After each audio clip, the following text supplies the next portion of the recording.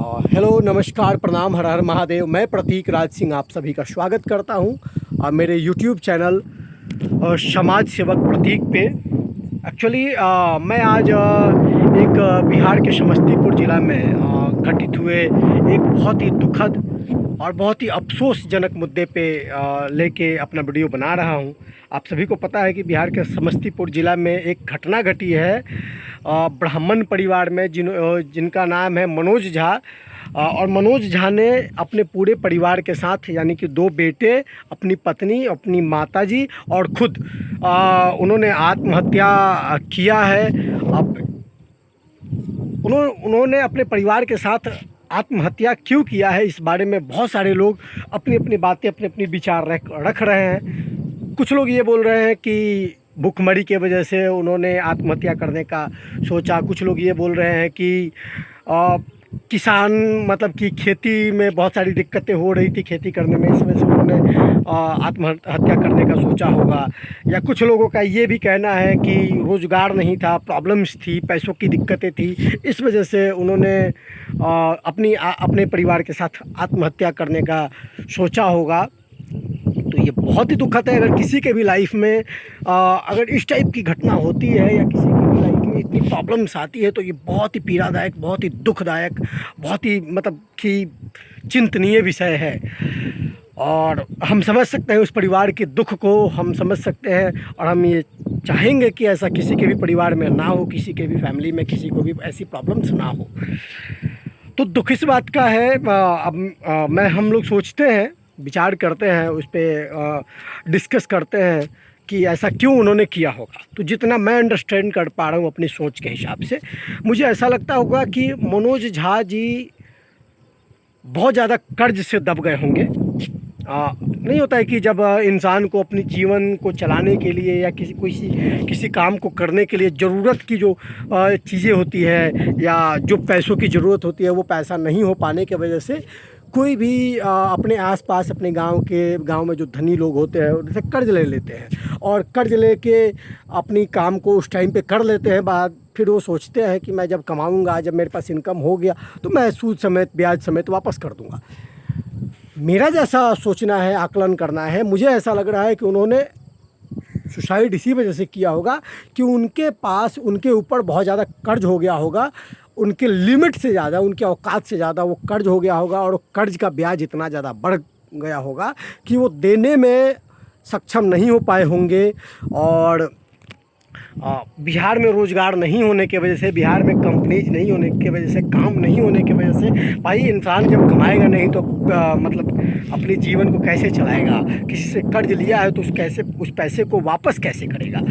तो इस टाइप की प्रॉब्लम्स की वजह से मनोज झा ने अपने परिवार के साथ आखिरी यही सोचा कि यार इससे अच्छा है कि दुनिया की प्रॉब्लम्स से, मोह माया से, इन झंझटों से मतलब पार ही पाया जाए और ख़त्म किया जाए ज़िंदगी को। ना हम रहेंगे ना ये सारी प्रॉब्लम्स रहेगी, हैं। इतना मैं अंडरस्टैंड कर पा रहा हूँ। अब देखिए क्या होता है कि इंसान अगर कर्ज ले लेता है गाँव में किसी से और वही कर्ज का ब्याज बहुत ज़्यादा बढ़ जाता है तो बाद में उस इंसान को वो पैसे वापस करने में बहुत दिक्कतें होती हैं। इनकम नहीं होगा तो कैसे दे पाएगा। और जिससे जो इंसान कर्ज लिया रहता है और जो इंसान कर्ज दिया रहता है वो इतना ज़्यादा टॉर्चर करने लगता है उस इंसान को जिसको वो कर्ज दिया रहता है कि वो बहुत परेशान हो जाते हैं। और ये इस केस में भी मुझे जितना समझ में आ रहा है कि यही हुआ होगा कि जिसने भी कर्ज दिया होगा वो बहुत टॉर्चर करना स्टार्ट कर दिया होगा, बहुत परेशान करना स्टार्ट कर दिया होगा। और मनोज झा और उनके परिवार के पास कोई भी ऑप्शन नहीं दिखने की वजह से, रोज़गार नहीं दिखने की वजह से, काम नहीं दिखने की वजह से, कोई भी ऑप्शन नहीं दिखने की वजह से मनोज झा और उनके परिवार ने ये डिसाइड किया कि हमें आत्महत्या कर लेना चाहिए, हमें ये दुनिया ही छोड़ देना चाहिए। ना हम रहेंगे ना ये प्रॉब्लम्स रहेगी। तो ये बहुत ही दुखद है, तो बहुत ही पीड़ादायक है। देखिए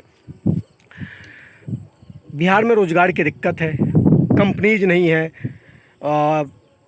चीज़ें नहीं है कि कोई इंसान कमा पाए आसानी से और बहुत ज़्यादा पैसे कमा पाए। अगर बिहार में कंपनी होते, फैक्ट्रियाँ होती, रोज़गार होते तो हर परिवार का इनकम मुझे लगता है कि किसी परिवार का 20,000, किसी परिवार का 30,000, किसी परिवार का 50,000 इस टाइप का इनकम तो ज़रूर ही होता, जिससे वो अपने जीवन की सारी आवश्यक जो ज़रूरत की चीज़ें हैं, ज़रूरत की जीवन की जो भी चीज़ें हैं, जो भी मतलब कि इवेंट्स हैं, उसको वो आसानी से जी पाते, कर पाते। लेकिन ये सारी चीज़ें नहीं रहने की वजह से किसी भी परिवार के लिए चिंतनीय बात है, किसी भी परिवार को दिक्कतें होती है और इसके लिए लोगों को कर्ज लेना पड़ता है और इनकम नहीं होती है, लेकिन सपने बहुत होते हैं, या सपनों की वजह से लोग गलती कर जाते हैं कि हमारा ये सपना है, अपने चीज़ को बड़े तरीके से करें, कुछ अच्छे तरीके से करें, तो लोग कर्ज ले लेते हैं।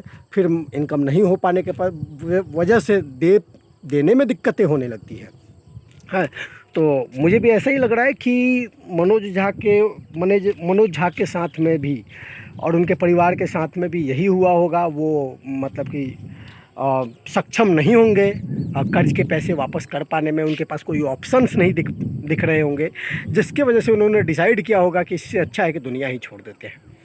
तो यही है, मुझे तो ऐसा ही लग रहा है। हाँ, एक बात ज़रूर है कि अगर सरकार की तरफ से जैसे कि मैंने मनोज झा जी का घर देखा, उनके घर की स्थिति देखी, मुझे ऐसा लगा कि सरकार की तरफ से उनको, ठीक है वो ब्राह्मण परिवार से थे, लेकिन उनको इंदिरा आवास, उनकी स्थिति, उनकी घर की स्थिति बहुत ही जर्जर अवस्था में है, बहुत ही बेकार अवस्था में है। तो उनको सरकार की तरफ से इंदिरा आवास की सुविधाएँ ज़रूर मिलनी चाहिए थी। उनको भारत सरकार की तरफ से जो अनाज की सुविधाएं हैं, जो भी ज़रूरत की सुविधाएं जो मूल रूप से मिलनी चाहिए, जो उनको जिसके लिए उनका अधिकार बनता था, वो उनको ज़रूर मिलना चाहिए। पता नहीं, मुझे नहीं पता कि वो मिल पाया कि नहीं, लेकिन ये तो दिख रहा है कि उनको इंदिरा आवास की फैसिलिटी नहीं मिल पाई है, सुविधा नहीं मिल पाई है। तो सरकार की भी यहाँ पे गलती है, और सरकार की तो सबसे बड़ी गलती है कि अगर बिहार में कंपनियाँ होती, फैक्ट्री होते, तो लोगों को इनकम्स की दिक्कत नहीं होती, लोगों को अपनी जीवन को चलाने में दिक्कत नहीं होती, ज़रूरत की चीज़ों को पूरा करने में दिक्कत नहीं होती, सपनों को पूरा करने में दिक्कत नहीं होता। तो ये हमारे बिहार के लिए बहुत ही दुखद बात है, बहुत ही पीड़ादायक है। और ये सिर्फ मनोज झा के परिवार के साथ नहीं, ये मुझे लगता है कि बिहार में बहुत सारे परिवार हैं जो इस टाइप के प्रॉब्लम्स से जूझ रहे हैं, प्रॉब्लम्स में हैं। सो मनोज झा के परिवार के साथ जो हुआ होगा, वो मुझे लगता है कि यही सब कारण होंगे, और इस पे कार्रवाई की जानी चाहिए बिहार सरकार के द्वारा, वहाँ के प्रशासन के द्वारा, हैं। और अब हम लोग सलाह पे आते हैं, अब हम लोग एक नहीं तो डिसीजन पे आते हैं। हमें इससे क्या सीख मिलती है? हमें इससे यही सीख मिलती है कि इंसान को, लोगों को बहुत ही कम कर्ज लेना चाहिए, ब्याज पे पैसे बहुत कम लेना चाहिए अपने जीवन को चलाने के लिए। मतलब कोशिश नहीं करना चाहिए कि उन्हें कर्ज लेना पड़े। मैक्सिमम टाइम में लोग कर्ज कब लेते हैं? जब लोगों के घर में शादी होती है, या जब किसी के घर में कोई एक्सपायर हुआ होता है तो उनके अंतिम संस्कार के लिए, या फिर कोई किसी पढ़ाई लिखाई या किसी अच्छे काम को करने के लिए, या किसी बड़े काम को करने के लिए, घर बनाने के लिए, किसी भी काम के लिए लोग कर्ज लेते हैं। तो मुझे लगता है कि लोगों को बहुत ही कम, मतलब कोशिश करना चाहिए कि कर्ज ना ले, हैं। कर्ज लेना बहुत ख़राब चीज़ है, क्योंकि कर्ज लेने के बाद में ब्याज भर पाना बहुत मुश्किल हो जाता है। इसलिए हम तो ये चाहेंगे कि सुझाव देंगे लोगों को, बिहार के लोगों को, या मतलब जो भी लोग देखेंगे उनको, कि इंसान को कर्ज कम लेना चाहिए, इनकम कमाने की कोशिश करनी चाहिए कि अगर किसी खास जगह पे कमाई नहीं हो रही है तो किसी और जगह पे जाए, किसी और स्टेट में जाए, कहीं भी कुछ भी करके कमाए और अपनी जीवन अच्छे से जिए, लेकिन कर्ज ना ले। और हाँ, अगर उसके बाद भी अगर उन्हें कहीं और नहीं जाना है, कहीं और जाके नहीं कमाना है, तो वो बिहार में ही रहे, लेकिन जितना में वो है, अपनी चीज़ों को, अपने सपनों को उसी हिसाब से जिए। ज़रूरी नहीं है कि वो कर्ज लेंगे तो ही होगा। जैसे कि मान लीजिए कि शादी करना है, हर किसी का मन होता है, सपना होता है कि हम यार बहुत अच्छा सा भोज देंगे, बहुत अच्छा सा पार्टी देंगे, बहुत धूमधाम से शादी करेंगे। कोई ज़रूरत नहीं है, इसकी कोई ज़रूरत नहीं है, क्योंकि जब आप दिक्कत में पड़ेंगे ना, तो आपका कोई समाज और समाज का कोई भी लोग आपको मदद करने और आपको पैसे देने या सपोर्ट करने नहीं आएंगे। फ्री में पैसा देने कोई नहीं आएगा, या कोई ऐसा नहीं होगा जो आपको बोलेगा कि मेरे से 10,000 ले लो, 20,000 ले लो, 50,000 ले लो, 1 लाख ले लो, जब मन करे दे देना, मेरे को ब्याज मत देना, ऐसा कोई नहीं होगा। सो इसलिए शादी विवाह में कर्ज लेने की ज़रूरत नहीं है। अगर पैसा नहीं है, बिल्कुल भी नहीं है, और शादी करना है तो मंदिरों में शादी कर लीजिए, सिंपल सा शादी कर लीजिए, एकदम नॉर्मल शादी कर लीजिए, लेकिन ज़रूरी नहीं है कि कर्ज लेके शादी करिए। ये बहुत ही हमारे समाज की ख़राब चीज़ हो गई है।